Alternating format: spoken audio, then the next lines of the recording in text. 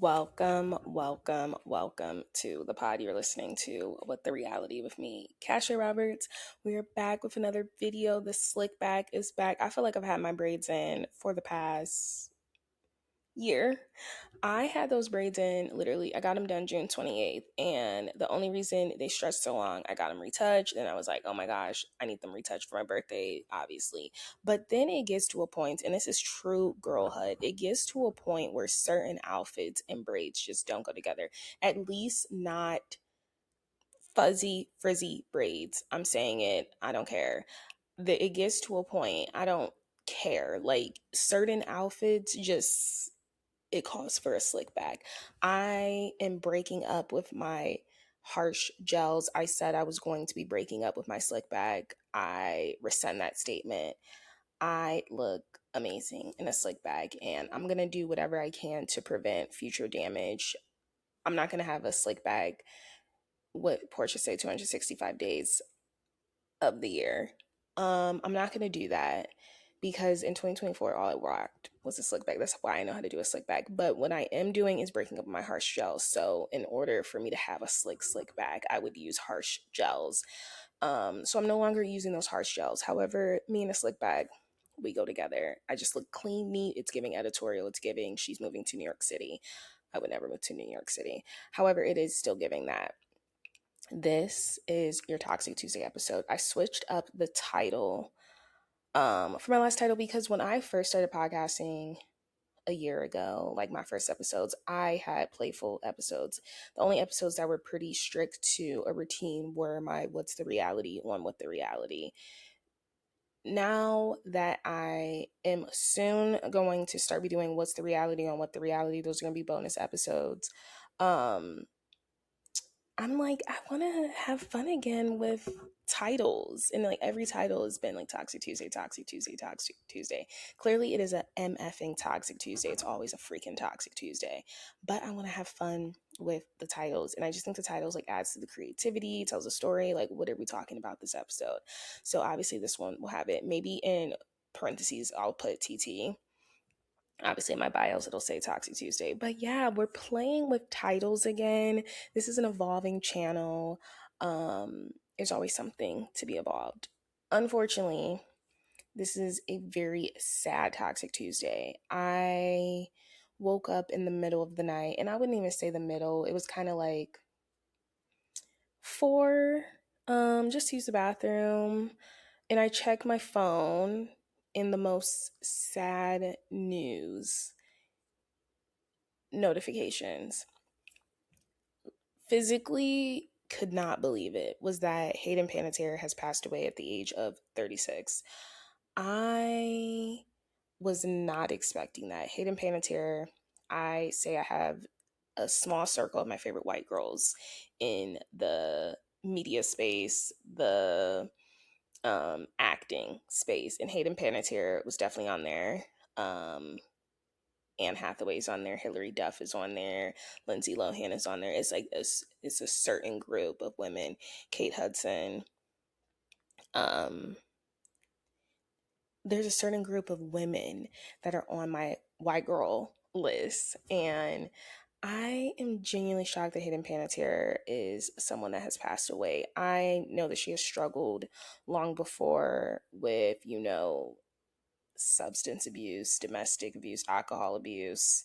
She's a survivor. There has been so many things that has happened in this woman's life. And yeah, I felt like I'm still in a haze. And I know this sounds very parasocial, but Bring It On All or Nothing is a Bring It On that for me, honestly, made me a lover of Bring It On. I know, and people can revoke my black card, they can revoke my girlhood card, but Bring It On All or Nothing to me has always been the superior Bring It On. Yes, I know Gabrielle Union and our girl Kristen Dunst started it with Bring It On. Iconic. I'm not, just because I'm saying Bring It On All or Nothing has been my favorite, doesn't have nothing to do with their iconic status. But that has been such a childhood memory for me, and just a solid choice of like whenever I want to be comforted, um I put that movie on. And then like Solange Knowles and Hayden Panettiere, just their like chemistry. So I was genuinely shocked this morning, and I've still been really shocked, you guys, that she is no longer with us. I'm gonna read the ABC News story and give like sort of some updates. But I'm genuinely shocked that she's no longer with us. And I understand that her birthday is literally August 21st. They said she was pronounced dead yesterday, August 16th, around 2:30 p.m. So this is genuinely just like baffling to me. It's very weird to me, because I know a couple of months ago she had just did a podcast, an interview, and she's talking about like, her book, and like it just seemed like we were on a better trajectory for her, and I was super excited for her, because I just know that it's really interesting with child stars, and there's just a lot of lore and craziness that happens beyond the scenes. So, guys, I'm genuinely shocked by this information. So this is by ABC News. Um, so obviously, actress Hayden Panettiere was found in cardiac arrest prior to her death in Greenfield County. She was in her North Carolina home. First responders and emergency medical services responded to a 911 call at a residence in Greenville. Oh, she was in South Carolina, my mistake. On Sunday, and located Panettiere 36 in cardiac arrest. The coroner's office said responders initiated advanced cardiac life support measures, but resuscitation efforts were unsuccessful, and the actress was pronounced deceased at 2:32 p.m. Her official cause of death is still pending under further investigation and the completion of additional studies.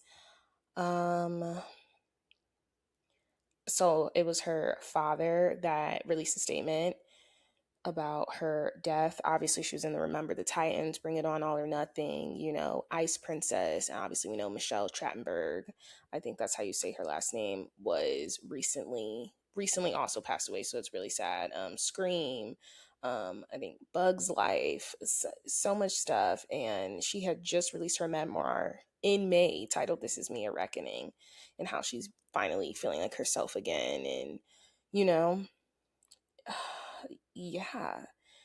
Yeah, so we do know she has a daughter, Kaya Klitz. I really don't know how to say the last name, but we know that's with the heavyweight champion Vladimir. I think that's how you would say his name. It starts with a W. Um, so we know they've had a on and off rocky relationship, but yeah, she does have a child. She does have a child. And yeah, so I know with TMZ, they are reporting that there was an opioid reverser found in her home. So I don't know, guys. There's just so much stuff. So it looks like it was a possible overdose, which is why she went into cardiac arrest. This is from People magazine, saying, yeah, she was an unresponsive female. And there's a latest story by TMZ that I want to get into, like most recent. Oh my gosh, this is so sad. I feel like I was just reading a story. I'm wondering, did they take it down? It's giving they took it down, because now I can't find it. Oh, here it is. It says Hayden Panettiere death overdose evidence found on scene. So Hayden Panettiere or someone close to her was treated with meds typically used for overdose victims. TMZ has confirmed through sources at Greenville, South Carolina, that Narcan was found in the apartment where she died. Narcan is administered nasally to reverse the effects of an opioid overdose overdose, and we're told the device used to dispense it was found on a mattress. We know first responders on the scene mentioned an overdose, and CPR efforts were reporting back to dispatch. However, we also know two ambulance rushed to the apartment, which seemed to point to two people in distress in the apartment. So it's unclear who received the dose of Narcan. We're also told epinephrine was used on the scene, and that would track with the initial 911 call being for a woman in cardiac arrest. Epinephrine, aka adrenaline, is commonly used to resuscitate patients in cardiac arrest. Yeah, so this is very sad. We know that her boyfriend, her longtime on and off boyfriend, Brian Hickerson, had been staying at the residence as well, but it's unclear whether he was there or not, or when's the last time he had been there. So this is very sad, and oh my gosh, my heart goes out to her daughter, her family. We do know that they had actually lost her brother. The parents lost their son in 2023. So they have lost both of their children now. And this is just very unfortunate. Like I said, I was in genuinely shock when I saw these reports. I was just like, there's no way. And she was 36. So, girl, like, y'all, I am so shocked by this information. That was my girl. And I hope she is resting, and I hope she is at peace. And I hope that if there was any foul play, I hope justice is genuinely served. Pivoting to another developing story, obviously last episode, or was it the episode before, I talked about Perez Hilton. I think I talked about him last episode and his TikTok live and, all of that stuff. It has now been 2 weeks since that situation has happened. He is still in the hospital, nearly 2 weeks after the frightening live stream, and he is currently doing an inpatient mental health retreatment.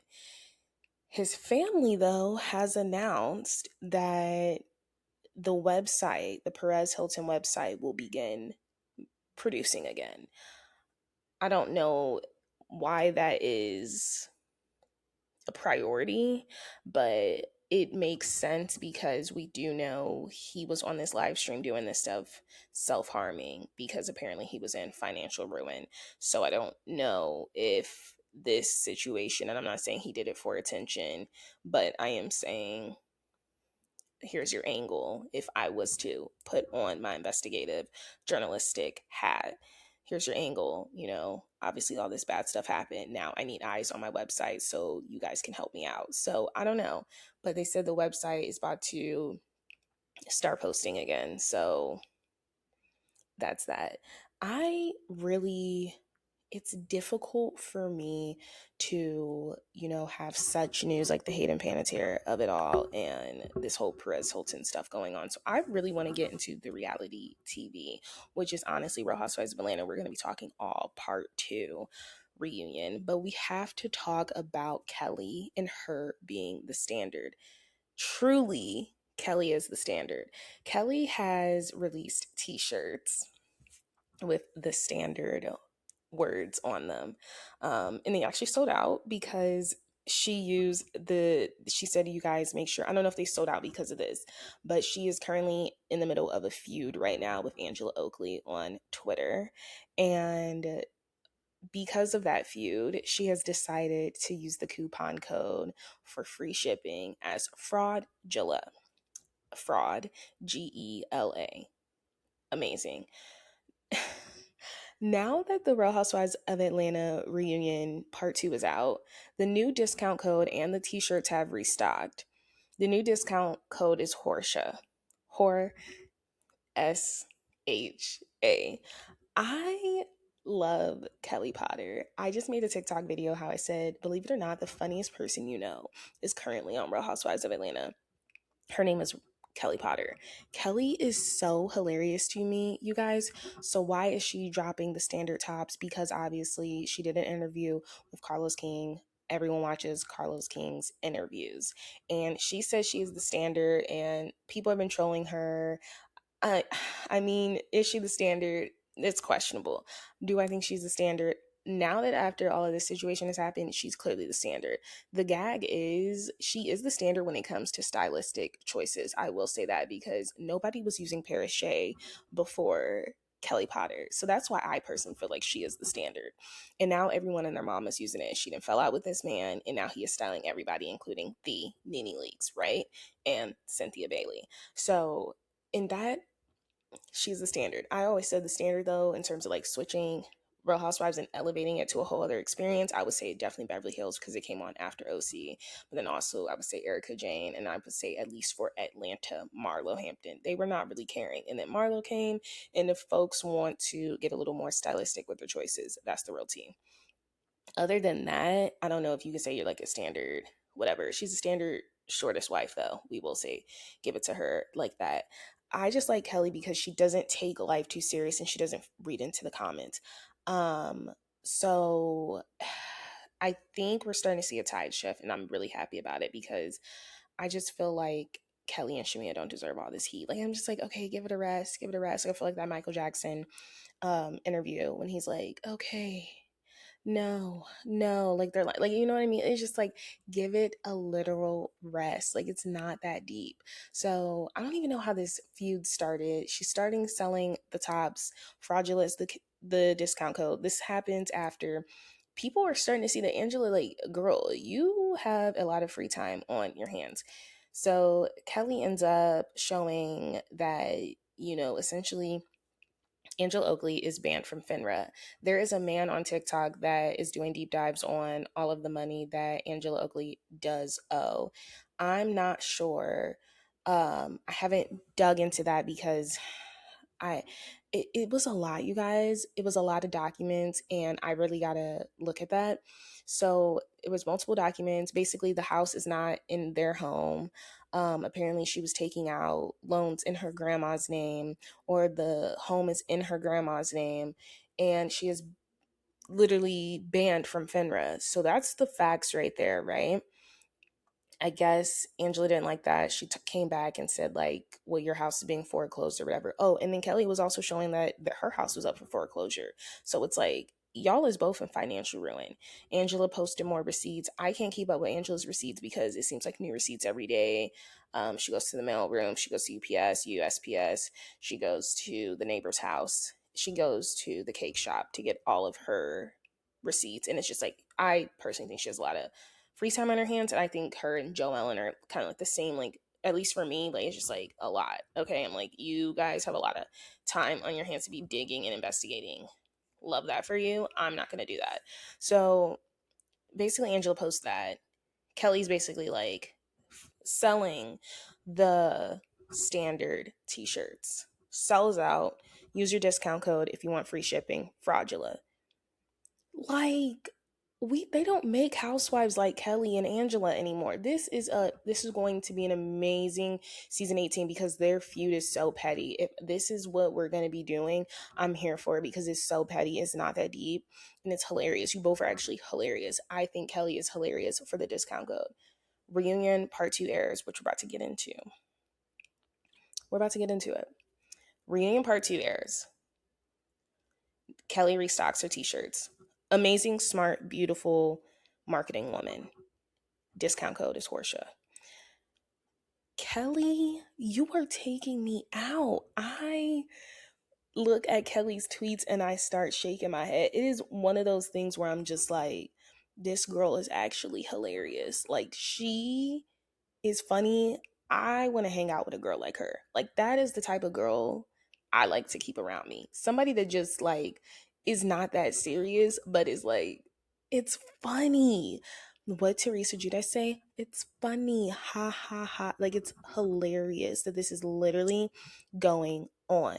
Let's get into this part 2 of Real Housewives of Atlanta because the girls, the favoritism, it's a lot. I like I said, I'm literally Michael Jackson. It is a lot. Before we get into that, we got to celebrate another Black couple that got married. Jordan Woods and Carl Anthony Towns. And I've just loved everything leading up to this. They've been together for 6 years. I think that is appropriate time to, like, you're together. you get married. I think that is the perfect timeline. They were friends at first. They started off as friends. I love how I saw her robe or something and it was like out of the woods into the towns. Her whole spinoff of like their names and just like all of this. The dress was beautiful, gorgeous. She looked snatched. She looked amazing. We saw Nick and Alandria there. Obviously, invites were already sent out. Do I think they're together? No. Do I think they're friends or cool? Possibly. The contract is expired though. Kylie Jenner was there. Hailey Bieber was there, and Justin Bieber. Timothy was there. They were not bridesmaids though, and I think a lot of people, I'm seeing the back and forth of like I would have never allowed them there. Kylie Jenner was the only Kardashian member there, and I think Jordan did right with not extending it to the whole family. We obviously know the whole Tristan Thompson of it all, and this is what I genuinely mean of like sometimes you got to keep people out of your business. They wanted Kylie to attack her and turn on her so fast when this is like your friend. This is your friend from back in the day. This is your friend that literally grew up in your house. Obviously, Jada was there. Jada Pinkett Smith was obviously there too. Someone that gave Jordan a platform to talk about the Tristan of it all. And, the fact that they really did try to basically bully this woman, and like she's never going to have anything in life. And it's like this woman is happily married. And it's something that Khloe Kardashian has never been able to experience because she is a pick me and she's deeply insecure. It is something that hopefully Kim gets to experience again and hopefully it lasts long.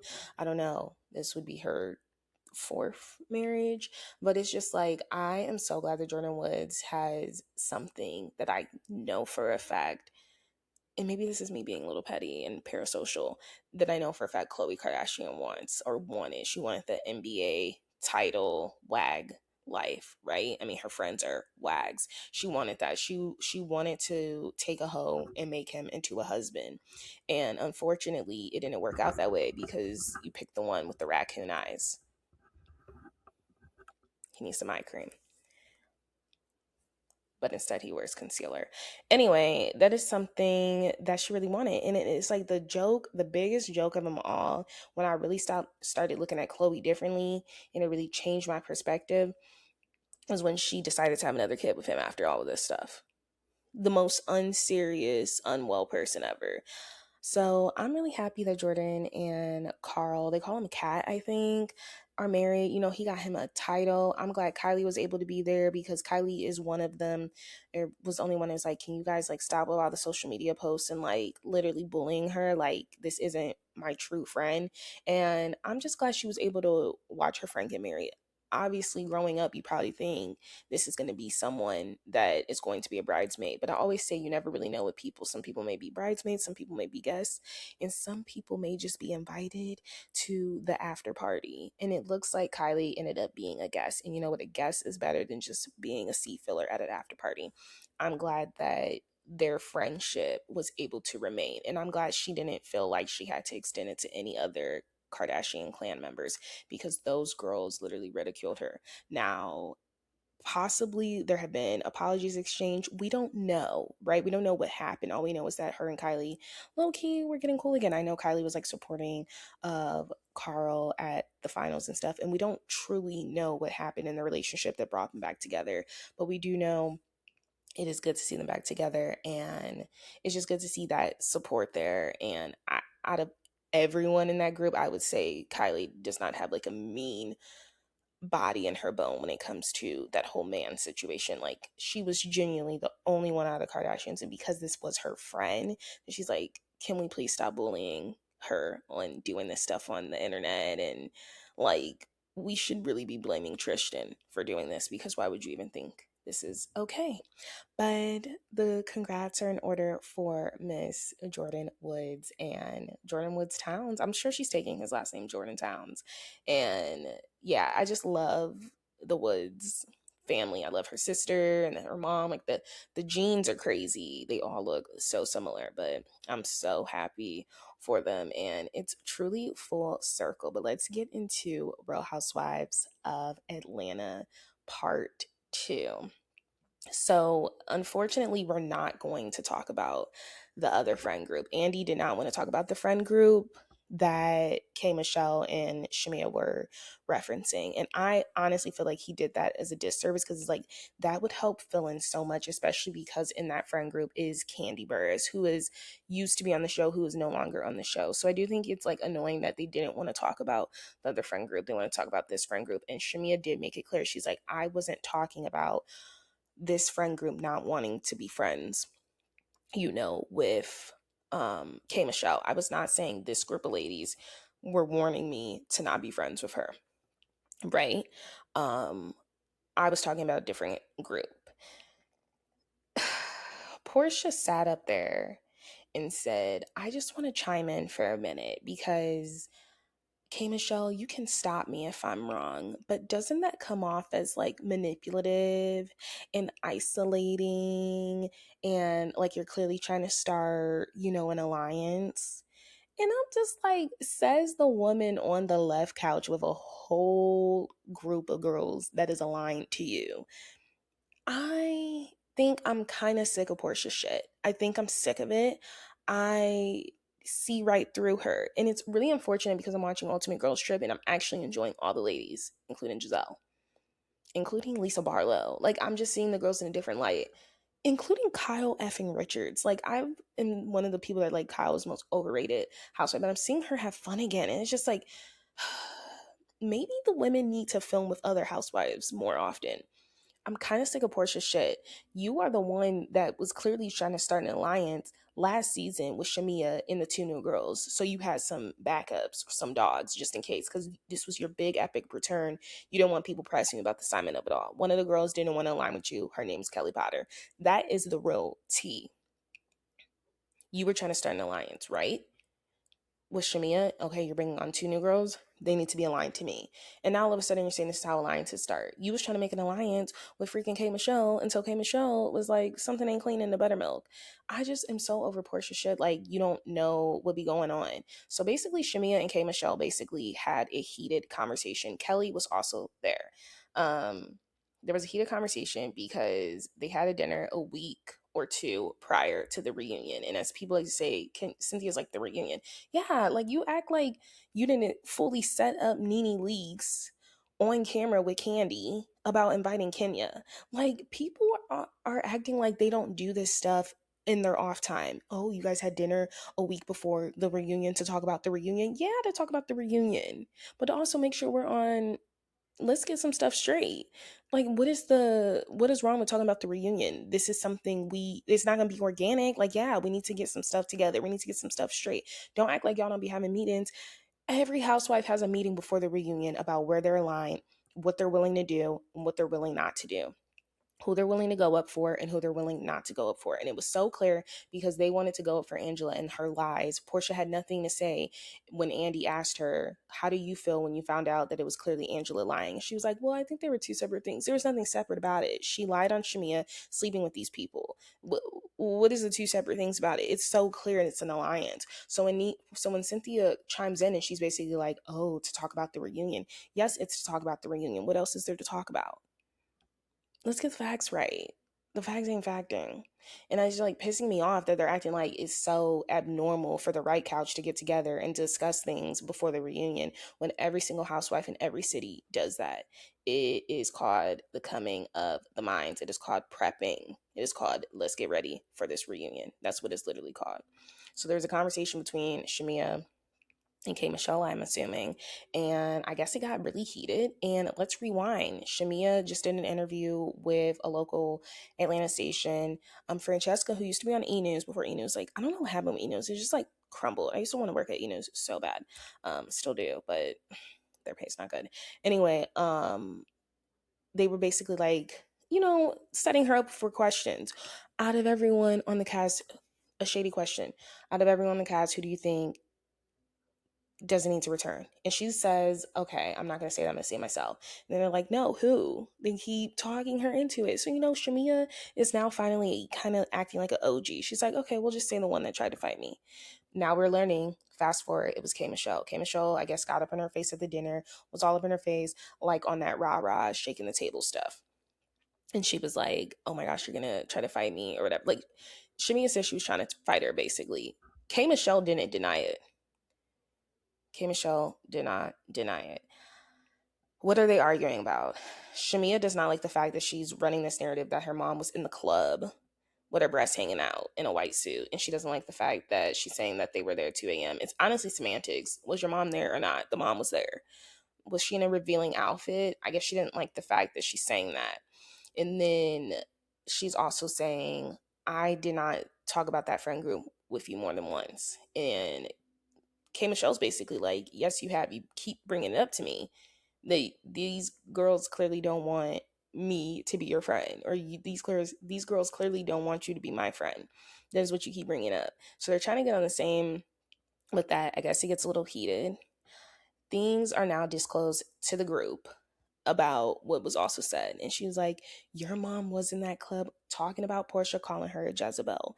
And apparently you would have thought you called her, what's the worst thing you can be called? I guess like an animal effer. Like that's the worst thing you could be called, like in my eyes, because I'm an animal girl. You would think they called Portia that. Apparently, a Jezebel is the worst thing you could be called. What is a Jezebel? In the Black community, a Jezebel is someone that is seductive, that honestly goes after, men that are not available, and someone that uses their attractiveness, their physical ability. It's almost like calling someone a siren. The siren, obviously, we associate with like, mystical, but it's like someone that literally uses their physical, aesthetic to get what they want. And typically it is men, right? So apparently being called a Jezebel is like the worst thing ever. I don't know if it's the worst thing ever in my opinion, because I don't think Portia's a Jezebel, but she is someone that leads with sex. So it's not something off-putting.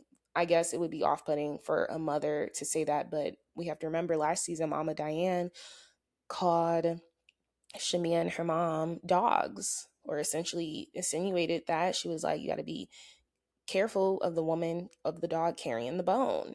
I mean, she called them dogs. So it's like the moms have both been saying very disparaging things about each other. It's been very nasty. It's been very low. I think either the moms needed to show up to the reunion, or the moms need to have a conversation, or I just think they don't need to bring up the moms. And someone did bring up a good point, and everyone thinks I'm like, oh my gosh, like I'm not even, at least on TikTok, like, oh my gosh, Shamia's not a victim. And this is what I will say. When we talk about Shamia wanting Pilar to come over, how do you want Portia to drop off her daughter when you and your mom are clearly calling me a Jezebel? Why would I feel comfortable with my daughter coming over when you think I'm a Jezebel? And this is a conversation you guys have about me, whether it's in the club, whether it's in the kitchen. So that's why I'm like, with Shamia, if you and your mom are shit talking Portia, why would she ever even feel comfortable with Pilar coming over? Put a pin in that, okay? They start hitting low blows about each other's moms. Keep my name out your mouth. Tell your mom to keep my name out your mouth. All of this stuff, and it's just like, I get it, I get it, I get it, I get it. It's a lot. It's a lot. I get it. I get it. However, Jezebel is not the worst thing ever. And when you look up the definition, like Portia, you're not far off from a Jezebel, but apparently that is the worst thing you can be called. K. Michelle and Shamia basically agree to disagree. I personally, and I put this in my notes, I personally think they will be fine. I don't think what happened is that deep, because they don't seem that stunned by each other. Now, were people saying, is K. Michelle trying to flip and join the left side of things? I don't know if she is. I think she is, though, trying to give everyone a chance, because remember, she was disclosed information from people that aren't on the cast about this group of people. So she already went in very defensive. I don't think Shamia had anything to do with that group, though. And I even think K. Michelle has said that. Moving on, I think they'll be fine. I think next season they will come to some sort of truce. I want to move on to another weird thing that happened, which was Pinky versus Phaedra. Phaedra seems to know the investors that have invested in Pinky Cole's Slutty Vegan. And a lot of the women are saying they had a hard time connecting with Pinky, or maybe the audience has a hard time connecting with Pinky because we don't know if she's in financial ruin or if she is up. Like, it's like she said, so Pinky said that she would go through this experience all over again, and file for bankruptcy again because bankruptcy is a tool. And I honestly agreed with her. Now, I don't know if I would go through that again, but I do agree with the comment that bankruptcy is a tool. And I do think it was important for her to point out the differences when we talk about the white community and we talk about the Black community. People in the white community are always filing bankruptcy. It is something that's called a reset. I mean, we have a president that has filed bankruptcy how many times? And it's like it's like you're just kind of cleared of that debt, and then all of a sudden you can create your new business or prosper. It's not something that's really a hit against you. For some reason in the Black community, we don't believe something unless we see tears. And to kind of relate this to something, I went through something in college, something I thought I wanted to do, but it just turned out not to be something for me. And on two things, I couldn't follow the rules of that something. And it was just like not for me. The group of people was not for me. And I had to get humiliated to essentially, be accepted. And it just wasn't something for me. And I will never forget, these people said, "We don't even believe you because you're not crying. You think you're better than everyone." And so when Pinky is talking about how just because I'm not crying, you think I'm not going through it, I really like Pinky Cole and I really relate to her, because I'm like, for some reason, for y'all to think someone has to care, you have to see tears, they have to be struggling, they have to kind of show some sort of humbleness to you to be accepted. And it's a Black community thing. Y'all don't think people are going through real stuff until people is crying on their last bag. I would say I'm going through something very real if I have to file for bankruptcy, and that should be enough, right? Clearly it's not enough. And I don't like how I don't, two things are true. I don't think the left couch was really discrediting her, but I think they were saying this is probably why it wasn't going over well, or why we have an issue connecting with you. But then I also understand Pinky. It's not up for me to fix your misrepresentation of me. There are some people in this world that are committed to misunderstanding you, and it is not up to me to fix how you interpret me. Some people, and that brings me back to that other situation I was talking about. Just because I'm this pretty girl, you think I think I'm better than you. And it's just like, that's not my fault. And it's like almost a mind f, but it's like, now you want me to be a part of this sisterhood. It's a mind f, and it's not really cohesive with how I view myself. I do not subscribe to how other people view me. It comes in friendships, it comes in relationships, it comes in family. People in this world are committed to misunderstanding you. And those group of people, you got to put them in one box and you got to move the F on. My favorite type of moving the F on is moving the F on. And sometimes it's difficult, but I always give myself 2 to 3 days. I'm like, and then we move the F on. I don't subscribe to other people's imaginations. I subscribe to what the facts are and what you're telling me. And if now I can understand if I say something that maybe sounds shallow, maybe doesn't sound right, and then you come to me like, hey, this is what it is. But what I'm not doing is over here trying to change people's perceptions, because people are always going to perceive you one way based on how you look. I mean, I perceive people based on how they look. Like, it's just like a natural thing. People are going to, they just want to be committed to misunderstanding you. And something about this Bravo audience, something about the left side of the couch, I do think they are committed to misunderstanding Pinky Cole. Even K Michelle's like, just because you don't see her crying, like me and her have been on the phone. Like I have seen her down and out about this whole situation. But you know what the best thing to do, and that is something they teach us in the Black community, especially in womanhood, you slap a smile on and you continue the F on. Like you confide to the folks, the very few folks you feel like you can, and then you move the F on. And you guys want me to make a mockery of myself on social media? You want me to play into the joke? Ha ha ha. I'm playing into it. And that's what I consider Pinky Cole, a true housewife and a true boss. I don't like how she was like, I'm sure if I was in financial ruin, I wouldn't be qualified to join this show. And Andy did not co-sign that. He was like, well, and I'm just like, there is some clear bias that is happening on this cast, and it is for the left couches for Portia Williams.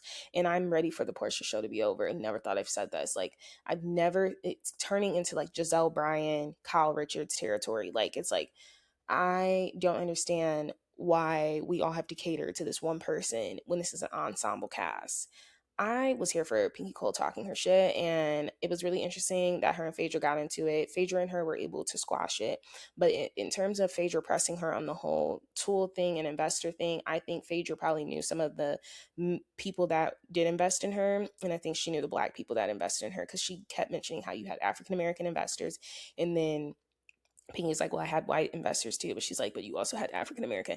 It was giving to me like she knew them, and it was giving like, okay, you're saying you would do this bankruptcy thing again, but you just lost people's money, right? Carelessly. And she's saying, and Pinky Cole was saying it's not that, it's just saying that sometimes you have to drink your humble pie and you have to know when you got to reset and retry again. And I think that's literally what she was talking about. Other than that, I think I did not know they used to work together, Pinky Cole and Phaedra. So they used to work together. They talked about some of the things that each other were kind of like just shading each other, and they were able to move on. I think they will be fine friends, and I think they also will be able to just move on from this. If Phaedra is even back in a housewife position, like I think she'll be back in a housewife position, but I don't know. Like it's honestly giving friend, like Cynthia. Like it's like you don't even. I don't know if it's giving like she'll be back, honestly. They were able to move on from that. Um, and now we get into Angela's lies. And you could tell Angela's like literally seething at her package being played, because it is so many lies it's hard to keep up with. We talk about the whole Shamia, is she screwing the Falcons, the Hawks, the George of it all, and then her like literally committing to it on camera and literally just making this stuff up. And I say she went to the school of Portia because Portia is infamously known for just being upset with you and lying on you. And it's like, you can't just make up lies. And then we also learned what was in the cease and desist that Shamia actually served Angela. And yeah, I don't know if anyone else caught this, but Angela is so clearly jealous of Shamia, because when she did have to have that girth, or what's the word, like she had to actually issue an apology. Angela finally has to issue an apology. Andy's like, look, you are saying she's doing XYZ, can you please issue her apology? She could have lost her job with the Falcons or the Hawks or whatever. And she's like, I'm going to issue an apology for her. I don't want her to lose a job, which she clearly does not need because she lives perfectly fine. There it was right there. She's like, she don't need this job. I think Angela is totally okay with playing with Shamia on this show because she don't need no job, because she see that Gerald takes care of her. And it's like, why are you measuring what I got going on? She was like, it's clear that she don't really need this job. I don't know if she was talking about Real Housewives of Atlanta, or I don't know if she's talking about, she's probably was talking about the Falcons, Hawks, or whatever. I'm wondering if it's all under the same like organization, you know what I mean? Like in Atlanta or something. It probably isn't. It's like NBA and then NFL. But like still, I'm sure the folks know each other when you're in the NBA, the NFL. Like, you know what I mean? Like directors and stuff know each other. So I thought it was really interesting how she was like, I'm going to apologize that she could have lost her job even though she doesn't need it. That was under the breath. But we also have learned Angela's sore spot, and we've learned it time and time again, and it is Charles Oakley. It's Charles Oakley because was Angela silent or was she silent? Because Kelly, when she hopped into the argument, she was like, I did not have to. I had a husband for 11 years and I didn't have to get pregnant to get him. Angela was muted. And then she said, and I actually had and then she also was referencing her marriage. She's like, I had a marriage and the man actually remembers marrying me. Angela was silent. There is something that the left couch is also not talking about, and it's the fact that when we were introduced to Angela Oakley, the ongoing joke was that no one knew Charles had a wife. Clearly, this is a sore spot for Angela. They're saying Charles did not want people to know he was married. Angela is now also bringing up when Shamia's like, you're saying my husband's outside. Shamia's like, he is saying he's outside. He's joking about this. And then the fact of the matter is, this brought me back to that one scene when Shamia did that pickup scene. And she was like, you said your husband see me out. Your husband is out if he sees me out. And it's like, that's a fact. There is something between Angela and Charles. We can say they're a good couple, that they remind us of OG Real Housewives of Atlanta, but there is clearly a sore spot for Angela Oakley that her man be outside. He making jokes that he don't even remember marrying her. And then we have getting pregnant, because she was on mute when Kelly said he didn't have to get me pregnant to keep me, or I didn't have to get pregnant to keep him. She was on mute. It was almost like she had a short malfunction. She didn't have her rehearsed read ready. And I say rehearsed read because I did make a TikTok video, and I do think a good amount of the folks do agree with me. A lot of times Angela Oakley reads are giving rehearse. It's giving, I need to have XYZ ready just in case one of these girls come for me. And I don't say that's reading. I say that is preparation, that is studying for an exam. When you're reading, you have a natural flow of it. When you're reading, you react, you respond.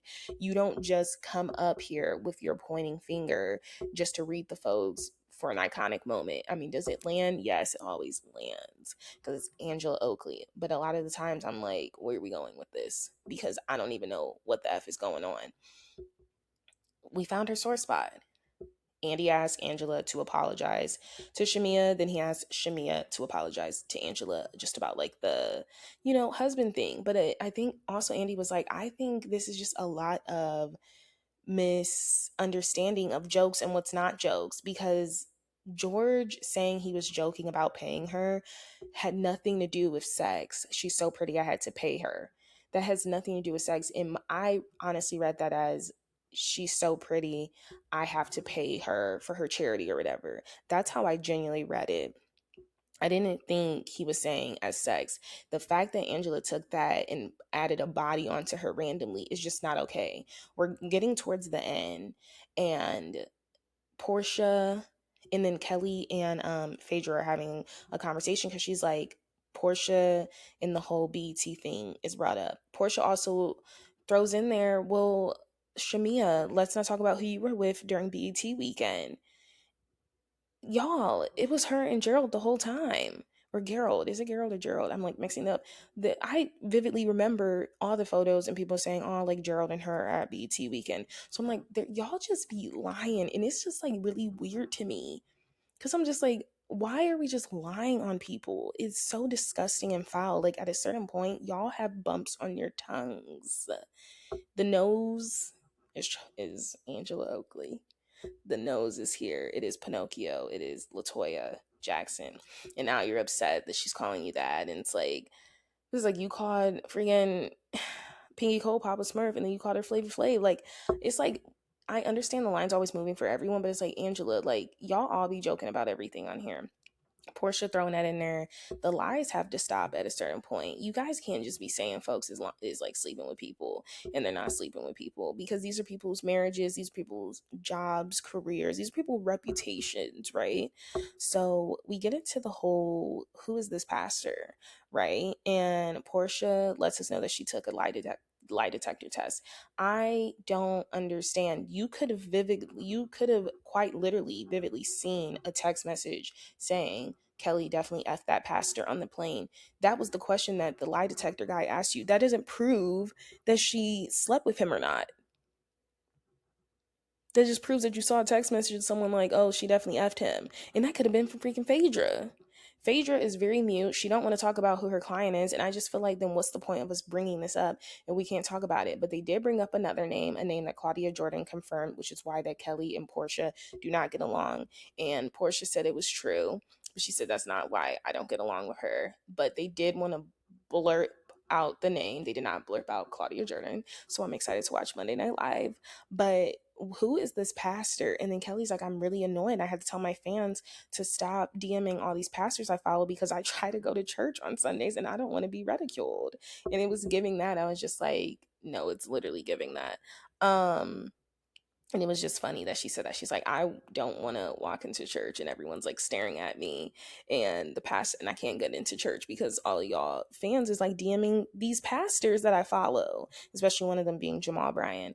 But I need to figure out what pastors Phaedra's following, because apparently it is one of her clients. And I appreciate that her and Kelly had a conversation, because she's like, Phaedra, you're one of my clients. I'm your client too. Why wouldn't you disclose this to me or say like, hey, are you good? Like, this is what I've been hearing. Like, it just seems like everyone is so quick to cover up Portia's lies. And I genuinely hope that Phaedra was not dumb enough to lie on somebody, especially someone like a client, and make up this lie and give it and feed it to Portia, and Portia regurgitate it again. Like, I'm really hoping this is not season 9 again, when Portia is this dumb to say a lie that Phaedra has fed her. Because who was the pastor?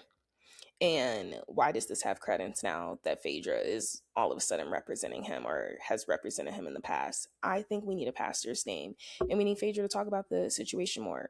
What is in the cease and desist that Angela Oakley received? It is either name drop him or move the F on, and she hasn't been able to produce a receipt. Angela, I'm just seeing her as corny. Drew barely spoke. Did Drew have a segment this? Oh, it was her and Pinky, but it was nothing of importance. I don't think Drew needs to come back. I think Drew is corny. I don't think she wants the Phaedra special. I mean, the Portia special. I do think it's just popular in Atlanta. Everyone wants to look like that. And they look good for now. I hope they look amazing in the next 10 years, but I'm sure you'll just get like a refresh. I don't think Drew Sidor is necessary. Angela, I am looking at her sideways these days because I'm just like, you the type to just lie. And I don't like people that's just the type to lie. I do love a good storyteller though. And I like to embellish a little because I am an embellisher. But I don't like someone that is literally lying. This man did not say he effed her. Who is saying she effed these Falcon and Hawk players? You are the type to admit that you've lied too once you're caught. You're like, it came from me. How did that come from you? You just made it up.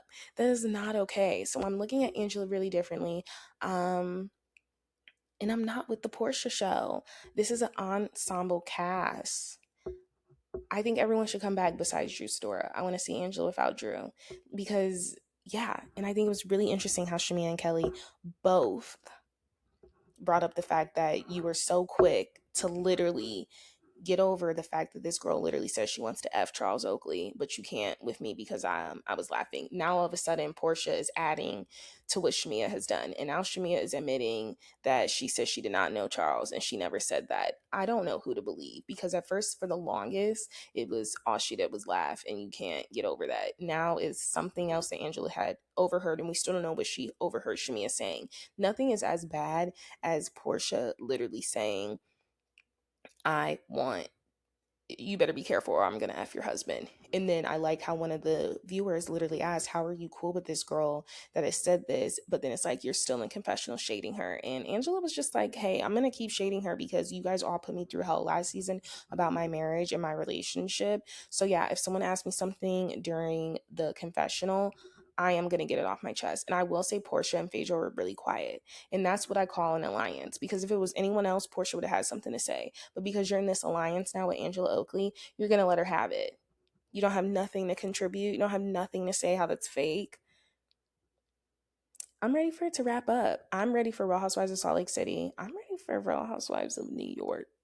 I gotta see if I'm going to be recapping that. I don't know. But stay tuned, because as the summer ends, we will get back to regular programming, which means what's the reality on what the reality will be back very soon while I get back to my deep dives. And I'm really excited for the next deep dive. I have some that I'm playing with. You guys do know that I started Real Housewives of Orange County from the beginning. And I'm going to be honest, I understand why they had to branch out because OC ain't it. Like, it's good, but it ain't iconic. This is why Beverly Hills, or this is why New York City was started very soon. Very soon. And I'm sick of learning about these kids. These kids are mean. I don't care about the OC kids at all. So, yeah, I started that. But soon, very soon in September, after Labor Day and stuff, we're going to have our first What's the Reality on What the Reality comeback. And it'll be a nice deep dive about something. But thank you so much for you guys for listening. Mostly just Real Housewives of Atlanta today. But yes, sorrows and prayers to Hayden Panettiere's family, her daughter. That is a very tragic story to me. And I will see you guys for next Toxic Tuesday. Bye.